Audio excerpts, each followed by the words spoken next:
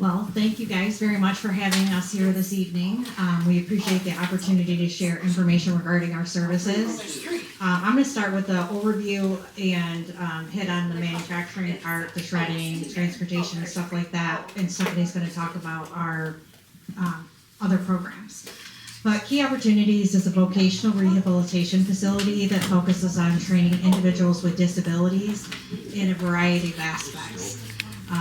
We have a manufacturing plant where we subcontract work from local manufacturers to provide training opportunities for individuals. So we are held to the DOL standards for a 14C license. So while people are in training, they are paid a sub-minimum wage. So we do a time study. This is a very controversial subject, and it is in legislation a lot and trying to be removed from Department of Labor. And it is, we do time studies. We do survey for the Hillsdale community, and we take jobs like we're training people how to do, and we do call 3 employers within the community and say, how much do you pay your individuals after they have learned the job? And so that is what so like for simple assembly, we get those 3 rates, and then we come up with an average. And then based off that average, we do a time study. 3 of us will do that same job, and it's based off our 50-minute hour. So we do it for 50 minutes and see how many pieces we get done. So that's how you arrive at a piece rate pay. So then like right now, I think we are, I want to say we're at $15.50 an hour. And then we base that off a 50-minute hour, and then how many pieces a person without a disability can do the job. And so that is how some of the individuals are paid. We offer jobs that are minimum wage, above minimum wage, and the piece rate pay. And surprisingly enough, some of the individuals can pick up on the jobs very quickly and can make over minimum wage, and they do it very well. And then we have individuals whose skills are not as high, so they might, if it calls for 50 pieces an hour, they might do 25 pieces an hour. So it's just a variety, and it's based on what their skill level is. And that's how individuals are paid. And right now there's a bill in the House about DOL eliminating this bill. And if that does happen, one of the things that will happen is these individuals who are getting paid piece rate pay will go home and sit, which is very unfortunate. They could come in and do other programming that is non-paid, but the jobs that we have are very much jobs that are needed within our community. We do a lot of work in Jackson too, and they take pride in that work. And they know what they're doing, and they know who they're doing it for, and they know how it affects the company. Not our company, but the company they're doing the work for. So that is what they want to do. They want to do something that is of value and contributes. And whether they make $100 a day or $10 a day, at the end of the day, they are contributing and they're getting money from that. And if they make more, so there's also a push for supported employment. If individuals with disabilities who go out in the community and get a minimum wage job, and they work 40 hours at, what's the new minimum wage, 10 something, 10.38. Right, it's going to go up to 12 something. And they go out and get a 40-hour job, then they lose their Social Security benefits. And if they live in a group home, they no longer have the funds to pay for their group home. And that just becomes very problematic. So a lot of the individuals who do the supported employment will do a part-time hours or partial hours, so they don't lose that benefit. So we do the production, and we do the supported employment, and then we do transportation. And I mentioned the 14C because if you ever have an opportunity to talk to any of your legislators or spread the word. Wahlberg is very supportive of it and has recently spoken to a coalition that we're involved in that supports that, not taking it away.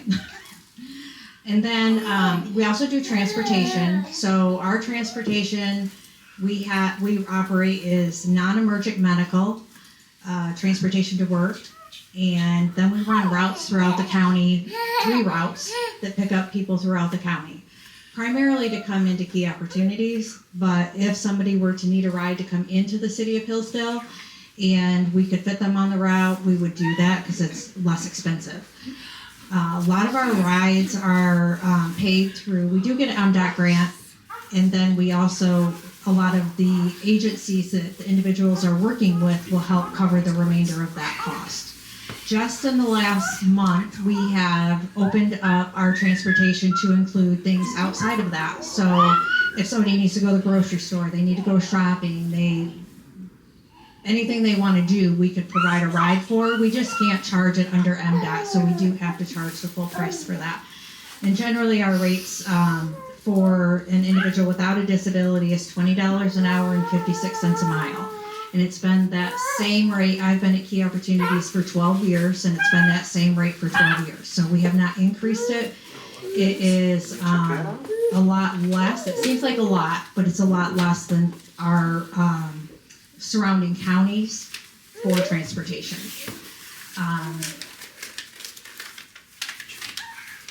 The other thing, 3 other things that I want to touch on. We are doing 3 other projects that are in the works. And if any of you are familiar with the consignment store that we used to have at Key Opportunities, we had to close that during COVID. All of our people were off. We didn't have the people coming in, so we did return everything to everybody and then shut it down. So we have come up with a new project that will put more of our people to work, and we're opening a liquidation store. I don't know if any of you have heard of those, but we've gotten product in over the last 2 weeks. We're hoping to open on February 2nd. Is that the Tuesday? First Tuesday in February. And then, so that we're going to open that. And then we also had Burgers Unlocked, if anybody is familiar with that. We are currently in the process of having dimensions and a kitchen drawn for a space in our current building at 400 North Hillsdale Street, where we will still be providing the chef's program, where we teach our individuals how to cook and how to prep meals, how to serve, after we shut down the restaurant because of COVID, once again, and all the staff were working during the day to do the production work to keep the manufacturing businesses in business, and then working the restaurant at night. It was one or the other. So unfortunately, we had to give up the restaurant. So we are doing a kitchen at Key Opportunities where we will do the dinners that we did for Chef, where we put them out on Facebook and invite people to come in for dinners. We may do other things, we just don't know what those things are just yet. But we will have a full kitchen there and seating. Then the other project we have in the works that is not moving nearly quickly enough is our housing development that we're doing at the old Eagles in the Jonesville. There's 13 acres there. And we're doing a 57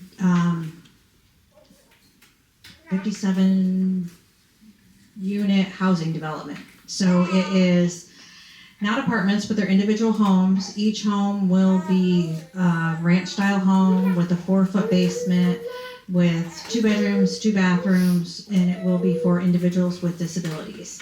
So the goal is for individuals who are living, there's a shortage of houses for individuals with disabilities in Hillsdale County, and then 2, for individuals who live in group homes and have the ability to live on their own. This will provide them an affordable way to do that. So our goal is to keep the rent between $800 and $1,000, with the base of their utilities being included in that. And then, so if you had 2 bedrooms, 2 bathrooms, that would be half of that. So we're just trying to provide an affordable opportunity for individuals to live more independently. They will have their own home to take care of. They will have, we will provide transportation for them to in town wherever they need to go. Not like on-demand transportation, but if they need to get to the grocery store, we'll have routes and stuff set up for that. And then we will have a case manager on site that will assist them if they're looking for a job or anything that they may need help with their housing. And then in addition to that, we will have, I had another thought. I can't think what the thought was. A community center, yes, thank you.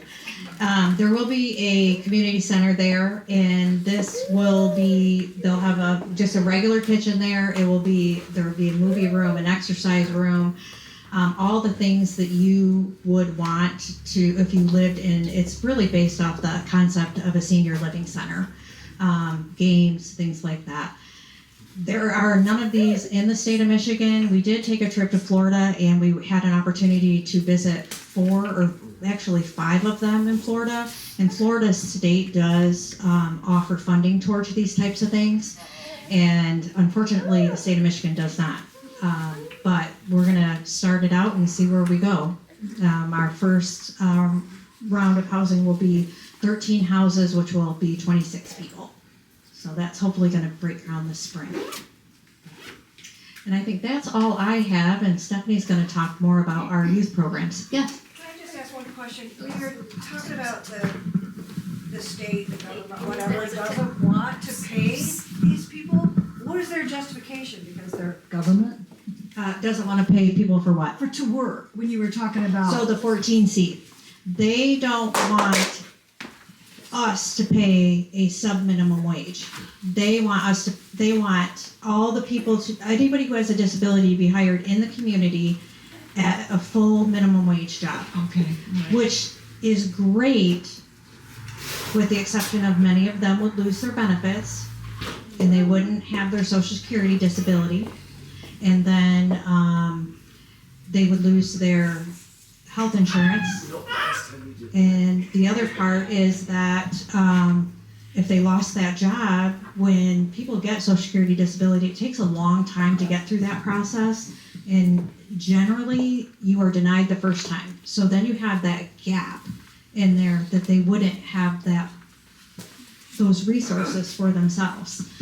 And many of our people have a developmental disability, and what we find when we're trying to place people into the community is that employers want people who can do multiple jobs, so people who can multitask. A lot of our people are individuals who need repetitiveness, and but let me tell you, once they learn the job, they can pick it up and they go fast, and a piece rate pay is good for most of them. So we are in favor of it. Not everybody is. There's a lot of advocates that say full minimum wage for everybody, but in the long run, it does hinder some people. A lot of people, of the people we serve, mostly. Yeah. Yes. Thank you. Yes.